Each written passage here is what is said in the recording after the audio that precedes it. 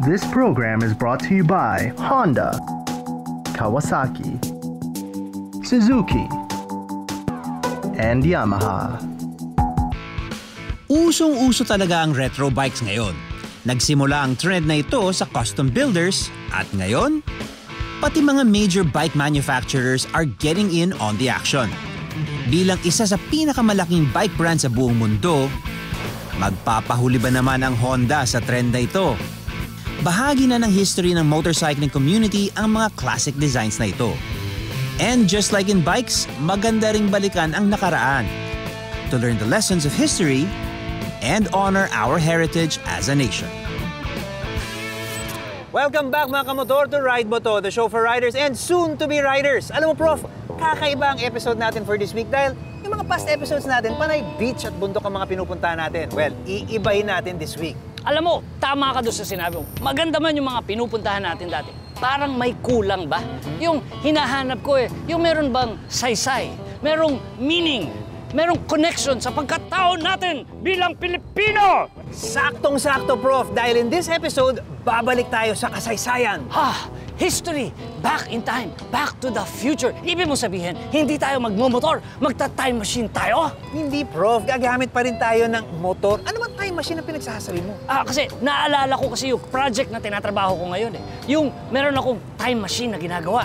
Ay, nako, Prof. Puro kalokohan ka. Ang ibig kong sabihin, babalik tayo in time dahil historical site ang pupuntahan natin. Pupunta tayo sa Bataan to visit its historical sites like Mount Samat. At ang ganda rin ng bike na gagamitin natin para pumunta sa Mount Samat. Alam mo, dapat, since historical ang pupuntahan natin, historical din yung bike. Mukhang alam mo na ang ating featured bike for this week, Prof. Ang ating featured bike ay walang iba. Dapat historical, pero modern siya. Meron siyang fly-by-wire, 16-valve, liquid-cooled, at kung ano-ano pang mga touches. Mukhang alam mo na nga, Prof. Ang ating featured bike for this week, walang iba, kundi ang CB1000R ng Honda nga ang ating featured bike for this week. Alam mo, grabe. Swak na swak to. Ang galing-galing mo. Swak na swak to dito sa ride natin. Kaya ano pang inaantay natin mga kamotor? Steady lang kayo dahil siksik ulit ang aming episode. Bakit mo ako tinatawag na kulit? Hindi ako makulit. Hindi ko sinasabing makulit. Maglinis ka nga ng tenga po. Ang sabi ko, ibali na nga. Ano pang inaantay?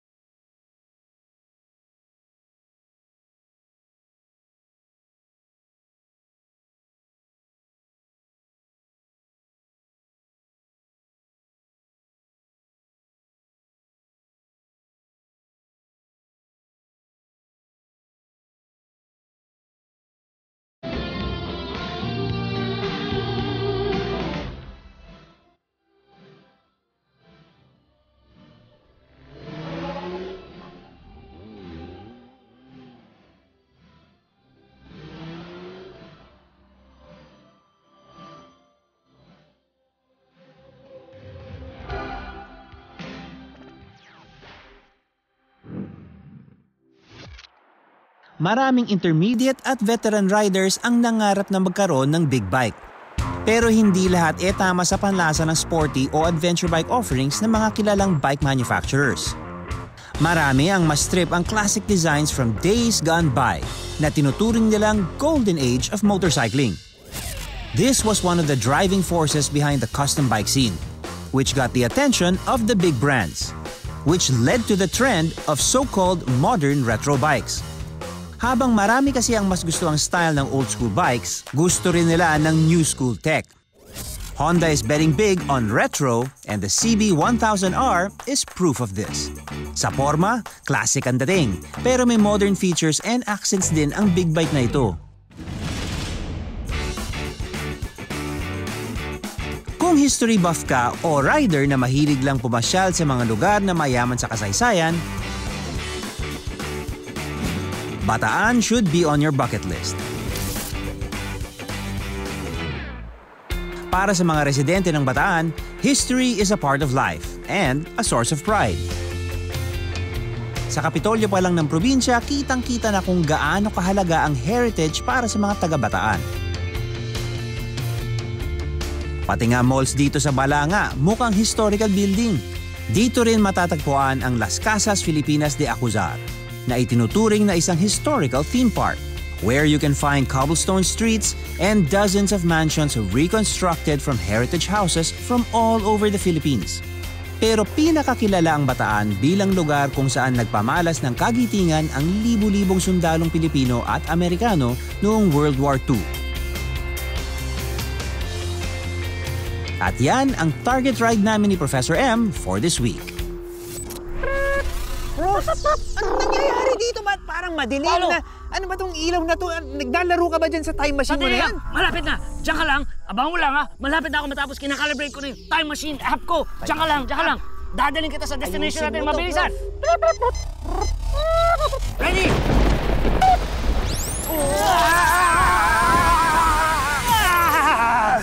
Uy! Wow! Ang galing ng time machine mo, bro. Pero teka! Bakit tayo black and white, bro? Black and white tayo, black and white! Sorry. Ayusin ko. Yun! Better! Ayusin mo yan next time, yes, sorry. Kailangan lang ng recalibration.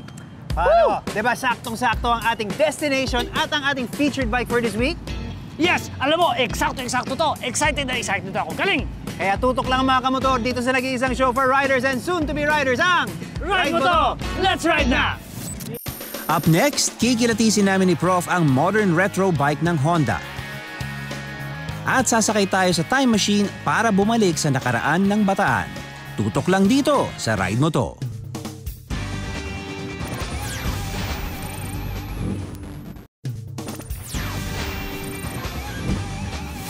Welcome back mga kamotor. Ito na nga ang ating featured bike for this week, the Honda CB1000R.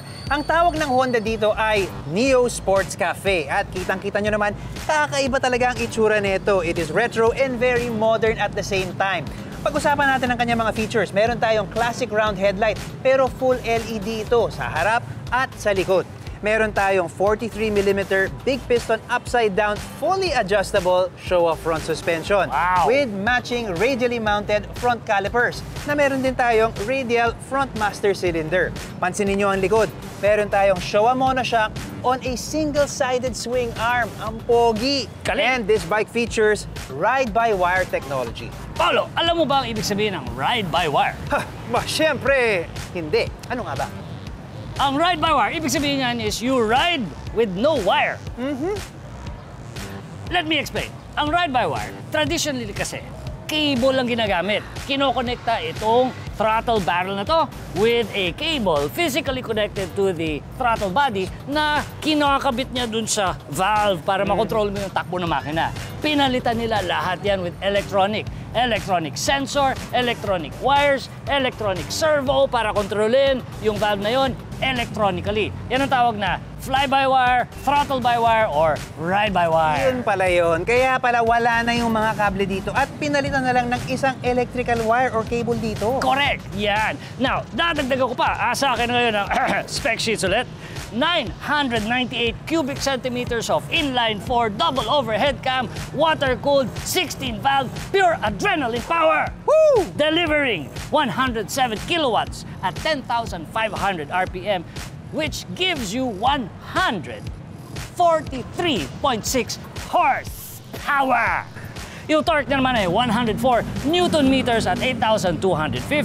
6-speed yung kanyang gearbox and 16.2 liters in the tank. So medyo malayo-layo rin ang iyong ita-travel.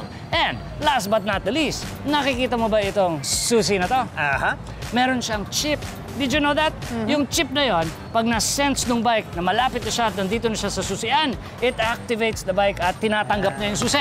Pag dinuplicate mo to at wala siyang chip, hindi mo magagamit yung bike. Yun. It's called the Honda Intelligent Security System or HISS. It can never be imitated but not duplicated. Parang ganon. Parang Parang ganon. ganon. Anyway, kaya nga excited na akong sampulan tong ating featured bike for this week at puntahan ang ating mga historical destinations. Alam mo maganda dyan?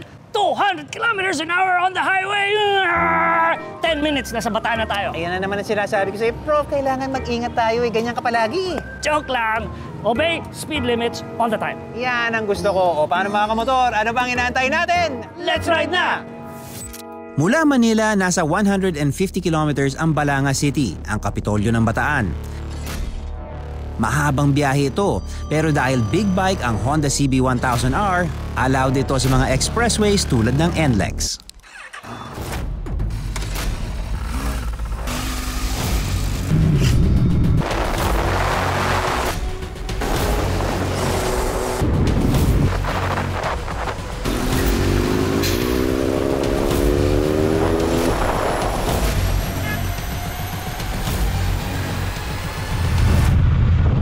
The Honda CB1000R. What can I say? I love this bike. Ang sarap niyang sakyan.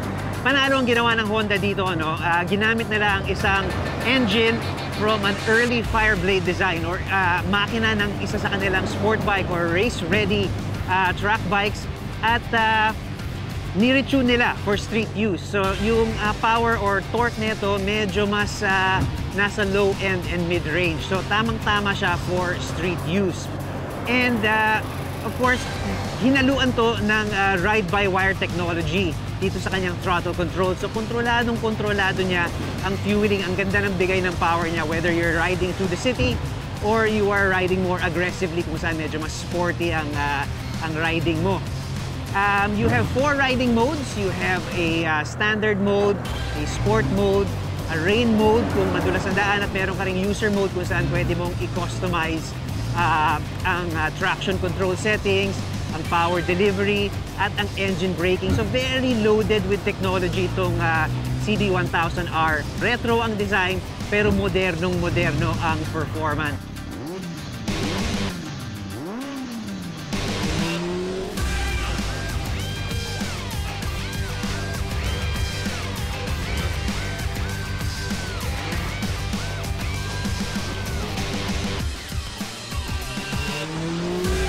Let's not forget, first and foremost, this is a naked sports bike. Basically, isa siyang sports bike na hinubara ng mga fairings to give it that naked look. Ang ganda ng center of gravity niya, no? Parang extra magaang ang dating niya. The bike feels quite maneuverable in situations like this where you can really take advantage of the great engine tuning and the fantastic sporty suspension that you have.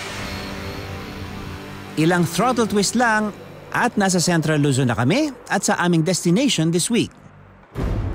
Mayaman sa kasaysayan ng probinsya ng Bataan.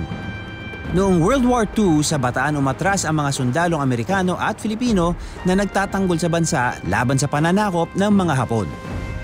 100,000 sundalong nasa pamumuno ni General Douglas MacArthur ang nakipaglaban sa halos kaparehong bilang ng mga Japanese troops under General Masaharu Homma. Matapos ang 3 buwan ng labanan, sumuko ang mga Filipino-American troops noong April 9. Nandito tayo ngayon sa Kapitolyo ng Bataan where we will find a marker for the fall of Bataan.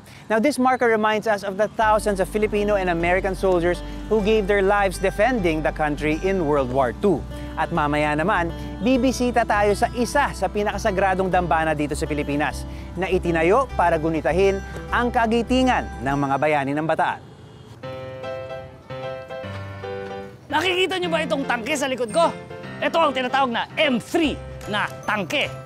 Kung napapansin niyo, hindi siya ganun kalakihan katulad ng mga ibang modelo. Ito yung tinatawag nilang iconic na tangke. Ginamit sa Battle of Bataan during World War II dito sa Bataan mismo kung nasan tayo. Pero ito, ang nakikita niyo rito, replica lang siya. Pero grabe, tinitingnan ko yung detalye, ang tindi. At dito niyo lang makikita yan sa bunker at the Capitol.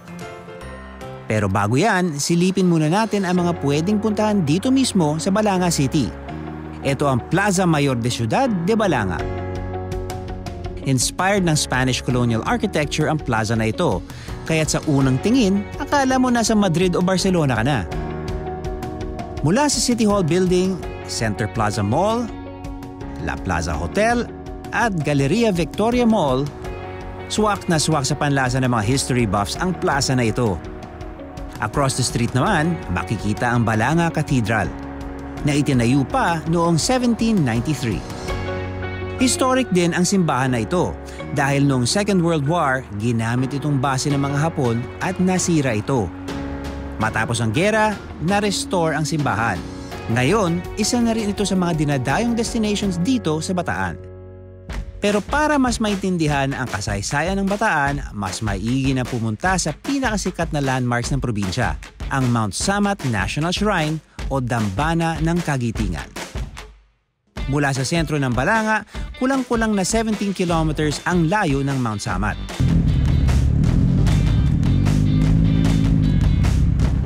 Dadaan tayo sa Provincial Highway bago kumaliwa paakyat ng Mount Samat.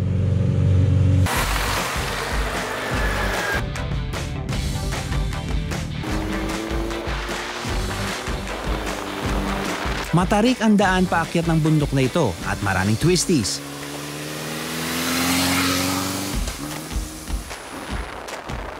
Kaya't hinay-hinay lang sa bira ng throttle. After a few minutes, nasa taas na tayo. Itinayo ang Mount Samat Shrine noong 1966 para sa 25th anniversary ng World War II. Grabe dito, Paolo. Ang galing.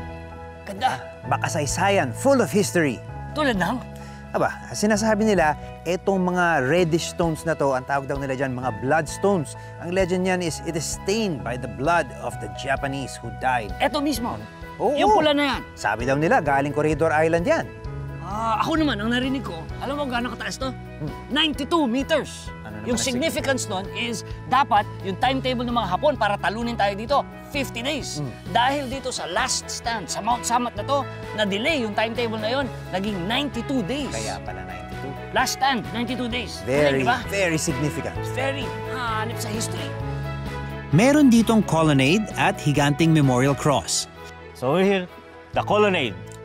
So the colonnade, we have this altar, altar of valor. So meron tayong tawag na colonnade, an inscription of Battle of Bataan. Diyan nakaukit at nakasulat yung kwento ng kasaysayan Ito ng yan, yung pagbagsak mga kwento ng na yan. Bataan.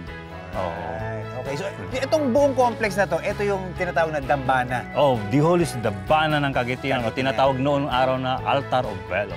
That includes itong altar, the cross, Yes. The museum, and all these grounds around this Yes, area. oh, Okay, tama. so we have the altar here. Sa ilalim nito, may museum. May museum.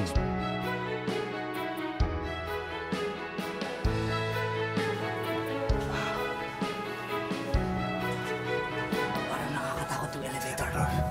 Medyo maliit ang elevator na to. May elevator dito paakyat sa mga kamay ng krus kung saan may viewing deck na makikita ang mga bulubundukin ng Bataan at ng West Philippine Sea.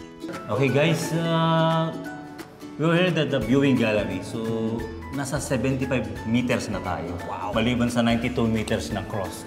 So, nasa arm na tayo. So, dito makita natin yung overlooking ng peninsula. Bataan called peninsula. It's surrounded by water. That's why it's very strategic siya. The only town in Bataan that has no waterfront is Dinalupihan. The rest for water na yan siya. Ano po yung tinitingnan natin dun sa malayo na? That's Manila.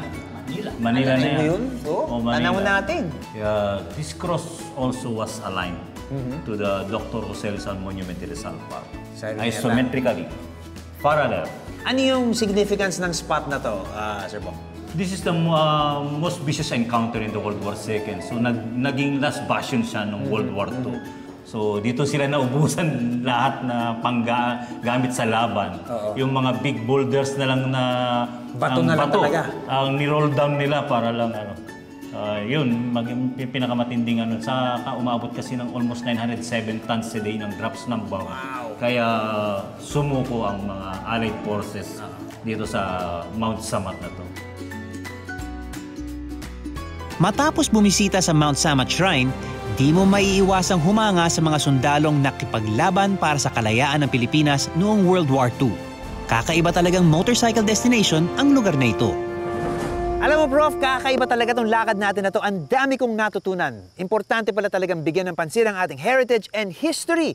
Dahil eka nga ng salita, ang hindi marunong lumingon sa pinanggalingan ay hindi makakarating sa paroroonan. Alam mo pa, tama ka dyan. Tama ka dyan. I completely agree. Para lang yan pag mumotor. Kailangan gamitin mo yung side view mirrors mo para makalingon sa pinanggalingan. Dahil baka ma-sideswipe ka at tamaan ka ng isang dumadating oncoming vehicle at hindi ka makakarating sa iyong paroroonan. Teka. Di ba usapang history tayo? Paano tayo nakarating sa mga side mirror? Di ko alam sa'yo. Baka kasi hindi mo iniintindi ang pinanggalingan ng ating usapan, kaya hindi mo tuloy maintindihan ang paroroonan ng ating usapan. Teka, tama na nga itong usapan natin na to, Prof. Di ba may eksperimento ka pang gagawin? Yes, maganda yung experiment ko at marami tayong matututunan, kaya tutok lang kayo lahat. O, narinig nyo mga kamotor ha? Tutok lang dahil may eksperimento si Prof at i-share namin ang aming verdict on the CB1000R. Magbabalik ang ride mo to. Up next, ano naman kaya itong experiment ni Prof M? At pumasa kaya sa panlasa namin ang modern retro big bike ng Honda? Tutok lang mga kamotor dahil magbabalik ang ride mo to.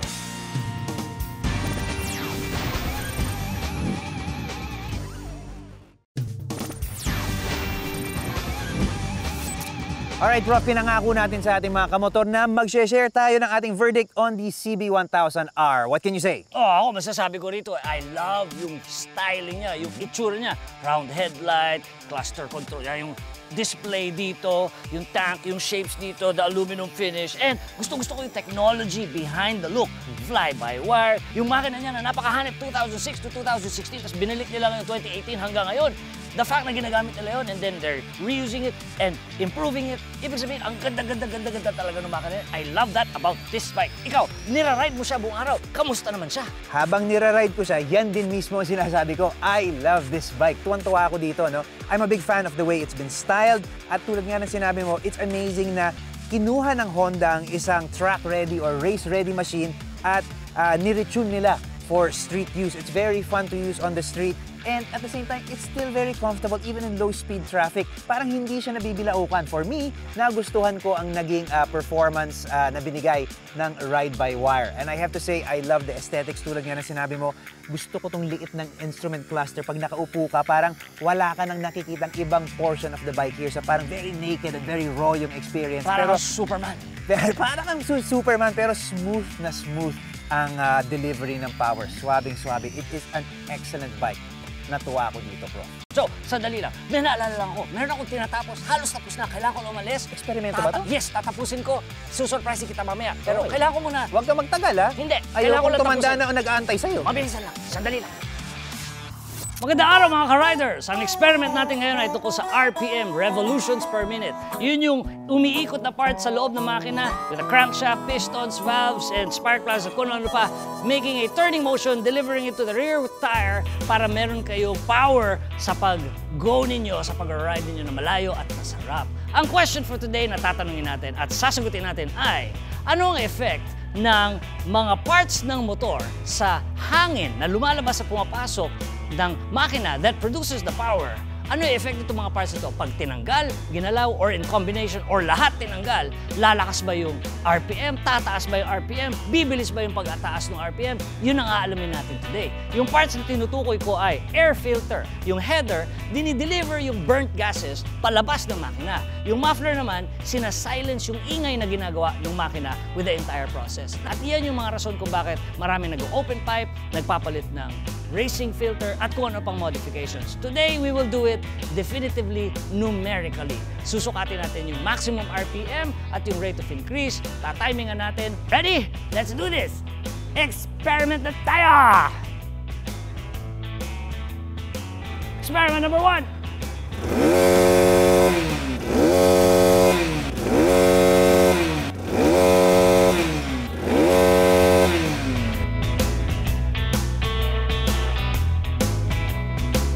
Ngayon naman, tingnan natin kung merong air filter pero walang muffler.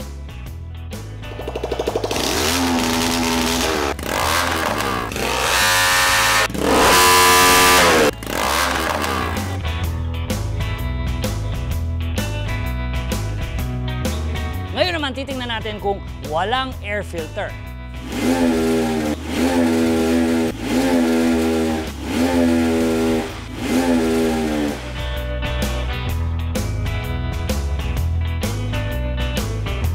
So ngayon, effectively, wala tayong air filter, wala tayong muffler, header lang yung nagsusuppress sa hangin.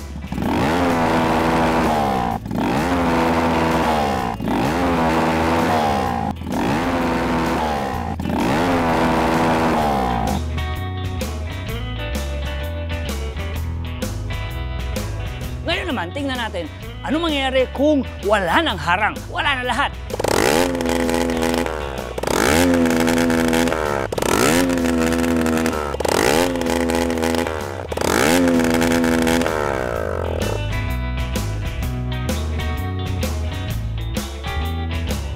Alright, the results are in. Nakikita nyo ba itong mga numbers na ito? See this? Yan yung mga numbers, yung mga sukat na kinuha natin dun sa mga stages of changes na ginawa natin. Ito po ang conclusion na isi-share ko sa inyo. Stock form is still the best. When I say the best, pinakabalanse. You have maximum RPM and maximum rate to the maximum RPM. Kung gusto nyong baguhin based on your riding style, find somebody na expert na alam yung ginagawa at sinusukat yung trabaho niya. Very important yan. Bakit ganun? Kasi yung engineers na gumawa ng motor ninyo in stock form, alam yung ginagawa nila. Pinag-aralan nila yan para mabigay sa inyo yung balance, pinaka-balance ng magandang performance ng motor ninyo. Okay? Sana meron kayo natutunan today. I'm Prof. M of Ride Moto. Let's ride na! Kakaiba talaga ang mga eksperimento ni Prof. Ang dami ko na namang natutunan. At super nag-enjoy din ako sa ating mga destinations and featured bike for this week. And I'm sure Prof will agree with me. Nasaan na nga ba si Prof? Prof? Prof? Yes, Prof? Prof? Ikaw ba yan? Ba't iba yung itsura mo, Prof? Ano nangyari sa'yo, Prof? Sorry, nagkamali naman itong time machine ko. Kailangan ko ayusin. Babalikan na lang kita. Yan ang sinasabi ko sa iyo eh. Pagbutihan mo yan, ayusin mo yung time machine mo ha. Tsaka ayusin mo yung itsura mo. Medyo tumanda ka. Ayusin mo yan. Anyway, hanggang dito na lang mga kamotor. Join us again next week dito sa nag-iisang show for riders and soon-to-be riders ang Ride Moto, Let's Ride Na! This program is brought to you by Honda, Kawasaki, Suzuki, and Yamaha.